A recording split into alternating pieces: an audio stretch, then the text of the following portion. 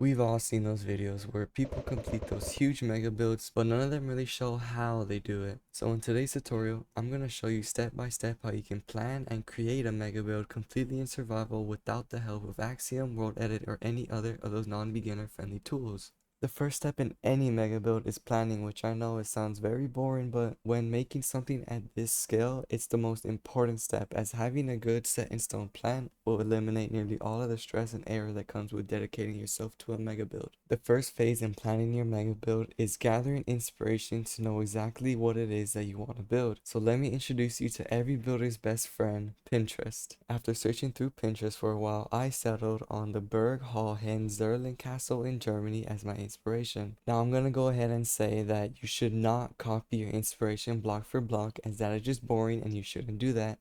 But instead, pay attention to the details and take the aspects that you like about it and use those aspects when building your mega build, as it's gonna help you really turn it into something you enjoy. Now that we have our inspiration and an idea of what it is that we want to build, we can go into Minecraft to find a good spot for our build where we think it looks nice with the environment. I'm just going to choose this island as it's relatively flat and I don't want to do any terraforming in this video. Now that you found a good spot for your build, it's now time to get a floor plan of where we want the walls of this build to be. In this phase, it's best to start with the biggest portions of the build, using broad shapes to mark down the foundations of what the mega build will look like. This part usually takes a while as you're barely starting to envision how you want the mega build to look. Something I always do, especially in survival, is I keep track of how long, wide, and tall my foundations are using signs. This is critical for avoiding miscounts, especially when working on larger projects like a mega build. You don't want to be halfway done with the detailing and realize it's off by a few blocks. Once you're happy with the floor plan of your mega build, it is time to start building the skeleton of the structure. Here you'll decide how tall each section of the build is gonna be and begin blocking out the major shapes. Focus on proportions and the shell of the build. Don't do interiors until you're absolutely set on the walls and rooms, as changing the shape of your build now is way easier than rebuilding it once you've added all the details. Now that you've gathered inspiration, laid out a floor plan, and planned the overall shape of your build, it's time to finally start filling in the frame. Before we can place even a single block, we need to decide on one of the most important things of the entire build, the palette.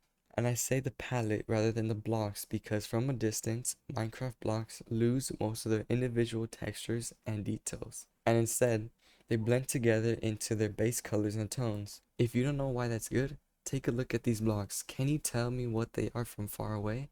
Probably not. And that's the point. Rather than thinking of a block like acacia as an ugly wood, think of it as a warm gray tone. When you're building at the scale, you should be focusing on just the colors of the blocks that you're building and not what they are, which actually applies for any build, but still. Once you have a palette that you're happy with, it is finally time to start building and bringing the structure to life. For this example, I'm going to use the same color palette as the castle my build is inspired by. Using the palette that you decided on, start filling out the walls of the mega build. Like I said earlier, not adding anything special until you are certain that you aren't going to change your mind in the future, which sometimes does happen. For something as big as a mega build, you want to start with darker colors towards the bottom of your build, going lighter with your blocks the higher that you go. This is to draw the eyes upward, creating a more grand feeling by making contrast and drawing the viewer's eyes to the main sections of the build, being the top. I know it sounds weird, but it's the same trick that painters use to make their paintings look more natural and just better overall. After 2 days of building in creative, I came up with this.